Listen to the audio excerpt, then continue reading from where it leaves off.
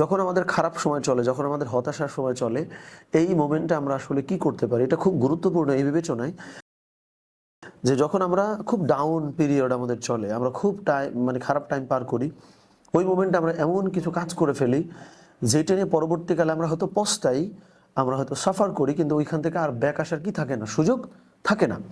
So এই কারণে আজকে আমি একটু বলতে চাই যে যখন আমাদের খারাপ টাইম চলে, যখন আমাদের হতাশার টাইম চলে, ওই মোমেন্টে একজন মুমিন হিসেবে আমাদের আসলে কি করা দরকার। যেমন যদি আপনি সূরা দোহা পড়েন, রাসূলুল্লাহ সাল্লাল্লাহু আলাইহি ওয়াসাল্লামের খুব খারাপ টাইম চলতেছিল। কিভাবে খারাপ টাইম? যে মক্কার লোকজন রাসূল সাল্লাল্লাহু আলাইহি ওয়াসাল্লামকে একটু খাটো করতেছিল, ছোট করতেছিল, যে তোমার কাছে নাকি ওহী আসে, কই ওহী টহী তো দেখি না। মানে একটা টাইমে রাসূল সাল্লাল্লাহু আলাইহি ওয়াসাল্লামের কাছে কিছুদিন ওহী আসাটা বন্ধ ছিল। সো এই যে টাইমটাতে রাসূল সাল্লাল্লাহু আলাইহি ওয়াসাল্লামের কাছে ওহী আসাটা বন্ধ, এই টাইমটাকে অজুহাত হিসেবে মনে করে মক্কার লোকজন নবীজিকে অনেক তুচ্ছ-তাচ্ছিল্য করত। ঠিক আছে? তো এই যে তুচ্ছ-তাচ্ছিল্য করতো, রাসূল সাল্লাল্লাহু আলাইহি ওয়াসাল্লাম খুব ডাউন ফিল করতেন, খুব ফ্রাস্ট্রেটেড হয়ে যেতেন, হতাশ হয়ে যেতেন। তো এই মোমেন্টে রাসূল সাল্লাল্লাহু আলাইহি ওয়াসাল্লামকে আল্লাহ সুবহানাহু ওয়া তাআলা হিল করার জন্য বা সুস্থ করার জন্য বেশ কিছু গাইডেন্স বা দিক নির্দেশনা সূরা দোহার মধ্যে বলেছেন। কি কি দিক নির্দেশনা আমি বলি। যেমন রাসূল সাল্লাল্লাহু আলাইহি ওয়াসাল্লামকে আল্লাহ সুবহানাহু ওয়া তাআলা প্রথমত একটা বাস্তবতার সঙ্গে পরিচয় করিয়ে দিয়েছেন। একটু মনোযোগ দেন, যে বাস্তবতার সাথে পরিচয় করে দিয়েছেন বলতে যে ওয়াদ-দুহা ওয়াল-লাইলি ইযা সাজা, যে এই দুটো আয়াতের মধ্যে আল্লাহ সুবহানাহু ওয়া তাআলা একটা জিনিস খুব পরিষ্কারভাবে নবীজিকে বুঝিয়েছেন, যে একটা জীবনে সবসময় যে ভালো টাইম থাকে ব্যাপারটা তা না। জীবনে কখনো কখনো আসলেই খারাপ টাইম আসবে।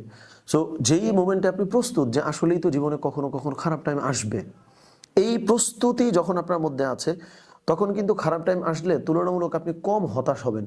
কারণ কখন আমরা বেশি অস্থির হই, ধরেন আমি আশা করছি যে সে আমারে এই গিফটটা দিবে, যখন আমি আশা করলাম, বুঝছেন, যখন আমি আশা করি যে অমুকে আমারে এই উপহারটা দিবে, এরপরে যখন ওই জিনিসটা আমাকে দেয়া হয় না, তখন আমি কি বেশি হতাশ হই না? যখন আপনার আশাটাই থাকলো না, তখন কি আপনার বেশি খারাপ লাগে? তাহলে জীবনের ব্যাপারে আমাদের যখন এই চিন্তা থাকে যে জীবনে কখনোই খারাপ টাইম আসবে না, তখন কিন্তু অনেক দুঃখজনক ছোট ছোট ঘটনায় আমরা অনেক হতাশ হয়ে যাই।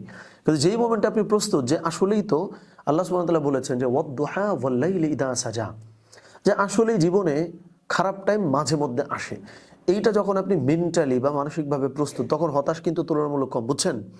এটা হয়ে গেল। এরপরে পুরো সূরা জুড়ে আমি যদি একটু সংক্ষেপে বলে ফেলি, আল্লাহ সুবহানাহু ওয়া তাআলা রাসূল সাল্লাল্লাহু আলাইহি ওয়াসাল্লামকে বলেছেন যে যখন আপনার মন খারাপ, আপনি আপনার অতীতের কোনো ভালো স্মৃতি মনে করবেন, যে আমার জীবনে তো আগেও অনেক খারাপ টাইম আসছে, ওইটা সারভাইভ করে আমি তো ঠিকই ভালো জীবনে চলে আসছি। সো এইটা যখন আমরা চিন্তা করি, ওইটাও কিন্তু আমাদেরকে সাহায্য করে একটু ভালো ফিল করার জন্যে। এবং একদম শেষের দিকে যদি চলে যাবেন, সূরা ইনশিরাতেও যদি আমরা যাই, এর পরবর্তী সূরা, যে মন ভালো করার আরেকটা উপায় হইল যে আমি মানুষকে কোনো কিছু দেওয়ার চেষ্টা করব, আমি কন্ট্রিবিউট করার চেষ্টা করব, তাতেও আমাদের মন ভালো হয়ে যায়। আরেকটা ব্যাপার যেটা, যেমন আমাদের যখন মন খারাপ আছে, তখন আপনি খেয়াল করবেন যে আমাদের খুব ক্লোজ কোনো বন্ধু যদি থাকে, তারা আমরা ফোন দিয়ে অনেক গেজাই না, গল্প টল্প করি না, বললে হয়তো আমরা একটা হালকা ফিল করি, মন ভালো হয়ে যায়, তাই না? এটা তো সত্য। তার মানে আমাদেরকে সব থেকে ভালোবাসেন কি? আল্লাহ সুবহানাহু ওয়া তাআলা না? তাহলে আমাদের যখন মন খারাপ, ওই মোমেন্টটাতে আমি যদি আল্লাহ সুবহানাহু ওয়া তাআলার কাছে একটু কান্নাকাটি করতে পারতাম, আল্লাহকে আমি যদি ওই আপন ফিল করতাম বা আপন মনে করতাম, আল্লাহর কাছে ওইভাবে যদি আমি একটু কান্নাকাটি করতাম, তাহলে আসলে কিন্তু আপনি অনেক লাইট ফিল করতেন।